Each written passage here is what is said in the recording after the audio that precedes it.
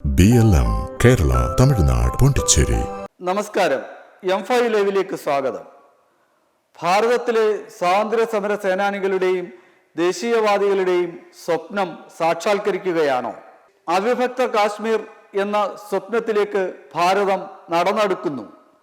പാക് അധിനിവേശ കാശ്മീരിൽ ജൂൺ ആദ്യവാരം ആരംഭിച്ച ഉപരോധം പുതിയ വഴിത്തിരിവിലേക്ക്. പാക് അധിനിവേശ കാശ്മീർ പാകിസ്ഥാന്റെ ഭാഗമല്ലെന്നും തങ്ങൾ സ്വതന്ത്രമാണെന്നും പ്രഖ്യാപിച്ചുകൊണ്ട് പോരാളികൾ നടത്തുന്ന പോരാട്ടം ഒരു പുതിയ വഴിത്തിരിവിലേക്ക് മാറിയിരിക്കുകയാണ്.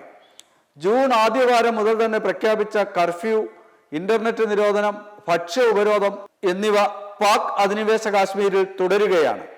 പാകിസ്ഥാന്റെ സൈന്യം തുടർച്ചയായ കണ്ണീർ വാതക പ്രയോഗം, ലാത്തിചാർജ് എന്നിവയിലൂടെ ബലൂചി വിമോചന പോരാളികളുടെ സമരത്തെ തകർത്തെറിയാനുള്ള ശ്രമമാണ് നടത്തുന്നത്. ബലൂചിസ്ഥാനിലേക്കും പാക് അധിനിവേശ കാശ്മീരിലേക്കുമുള്ള ഭക്ഷ്യവിതരണവും പാകിസ്ഥാൻ തടഞ്ഞിട്ടുണ്ട്. ഇതിനെ തുടർന്ന് അതിഗുരുതരമായ ഭക്ഷ്യക്ഷാമവും വാർത്താവിനിമയ പ്രതിസന്ധിയുമാണ് അഭിമുഖീകരിക്കുന്നത്. ഇതിനിടെ പാക് അധീന കാശ്മീർ ഭാരതത്തോട് ചേർക്കണമെന്ന വാദവും ഒരു വിഭാഗം വിമോചന പോരാളികൾ ഉയർത്തുന്നുണ്ട്. ഇതിനെതിരെ പാകിസ്ഥാൻ രംഗത്ത് വന്നിട്ടുമുണ്ട്. ഈ പോരാട്ടത്തിനിടെ സിന്ധു നദീജല കരാർ മരവിപ്പിച്ച പ്രശ്നത്തിൽ യാതൊരു വിട്ടുവീഴ്ചയും ഉണ്ടാവില്ലെന്ന് വിദേശകാര്യ മന്ത്രാലയ വക്താവ് രൺധീർ ജയ്സ്വാൾ വ്യക്തമാക്കി. പാകിസ്ഥാൻ ഭീകരവാദത്തിന് നൽകുന്ന പിന്തുണ അവസാനിപ്പിക്കണമെന്ന് അദ്ദേഹം ആവശ്യപ്പെട്ടു. പ്രധാനമന്ത്രി നരേന്ദ്രമോദിയും ജപ്പാൻ പ്രധാനമന്ത്രി സനെ തക്കായിച്ചിയും തമ്മിൽ നടത്തിയ ഉഭയകക്ഷി ചർച്ചകൾക്ക് ശേഷം പുറത്തിറക്കിയ സംയുക്ത പ്രസ്താവനയിൽ ദക്ഷിണേഷ്യയിലെ വർദ്ധിച്ചു വരുന്ന ഭീകരവാദത്തിനെതിരെ ഇരു രാജ്യങ്ങളും ശക്തമായ നിലപാട് സ്വീകരിക്കുമെന്ന് വ്യക്തമാക്കിയിരുന്നു. ഐക്യരാഷ്ട്രസഭയുടെ ഭീകര സംഘടനാ പട്ടികയിൽ ഉൾപ്പെടുത്തിയിട്ടുള്ള ലഷ്കർ-ഇ-തോയ്ബ, ജെയ്ഷെ മുഹമ്മദ്, ISI തുടങ്ങിയ സംഘടനകൾക്കെതിരെ കർശന നടപടികൾ സ്വീകരിക്കണമെന്ന് ഇരു പ്രധാനമന്ത്രിമാരും ആവശ്യപ്പെട്ടത് പാകിസ്ഥാനെ പ്രകോപിപ്പിച്ചിട്ടുണ്ട്. വിവാദങ്ങൾക്കിടെ ഭാരതം സൈന്യത്തിനായി 52,000 കോടി രൂപയുടെ ആയുധങ്ങളും മറ്റു സാമഗ്രികളും വാങ്ങാനുള്ള പദ്ധതിക്ക് അനുവാദം നൽകി. പ്രതിരോധ മന്ത്രാലയമാണ് പദ്ധതിക്ക് അംഗീകാരം നൽകിയത്.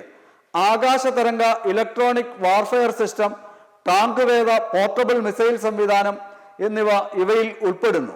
ശത്രുക്കളുടെ ഡ്രോണുകളിൽ നിന്ന് ആകാശതരംഗ സംരക്ഷണം നൽകും.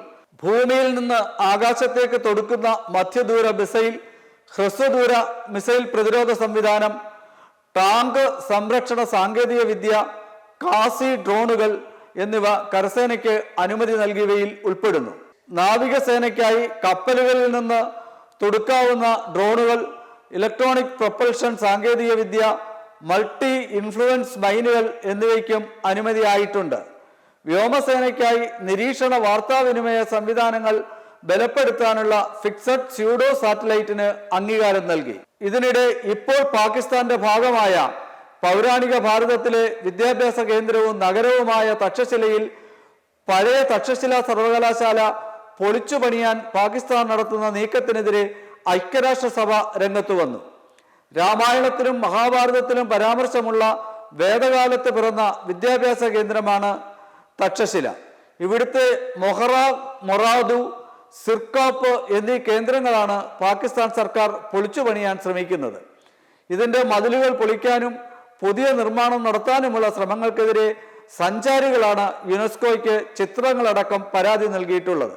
നേരത്തെയും ഈ നിർമ്മിതികൾ നീക്കി സ്റ്റേഡിയം പണിയാൻ സ്വീകരിച്ച നടപടികൾ വ്യാപകമായ പ്രതിഷേധത്തെ തുടർന്നാണ് പാകിസ്ഥാൻ നിർത്തിയത്. തക്ഷശില നഗരം ക്രിസ്തുവിന് മുമ്പ് 1000 ആണ്ടിന് മുമ്പ് നിർമ്മിച്ചതാണ്. ഗാന്ധാര ദേശത്തിന്റെ തലസ്ഥാനമായിരുന്നു ഈ നഗരം. വടക്കൻ പഞ്ചാബിലാണ് തക്ഷശില നിലകൊള്ളുന്നത്. ഒരു സമയത്ത് മൗര്യ സാമ്രാജ്യത്തിന്റെ തലസ്ഥാനമായും ഇത് പേര് കേട്ടതാണ്. ജൈനമതത്തിലെ ആദ്യ തീർത്ഥങ്കരന്റെ മകനായ ബാഹുബലി ഏൽപ്പിച്ച സ്ഥലമെന്നാണ് ഈ നഗരത്തെ ജൈനമതം വിശേഷിപ്പിക്കുന്നത്. ഹിന്ദു, ബൗദ്ധ, ജൈന മതങ്ങൾക്ക് ഒരേപോലെ പ്രാധാന്യമുള്ള സ്ഥലമാണ് പാകിസ്ഥാൻ നശിപ്പിക്കാൻ ശ്രമിക്കുന്നത്. സംഭവത്തിൽ അന്തർദേശീയ തലത്തിൽ തന്നെ സാംസ്കാരിക പ്രവർത്തകർ പ്രതിഷേധം ഉയർത്തിയിട്ടുണ്ട്.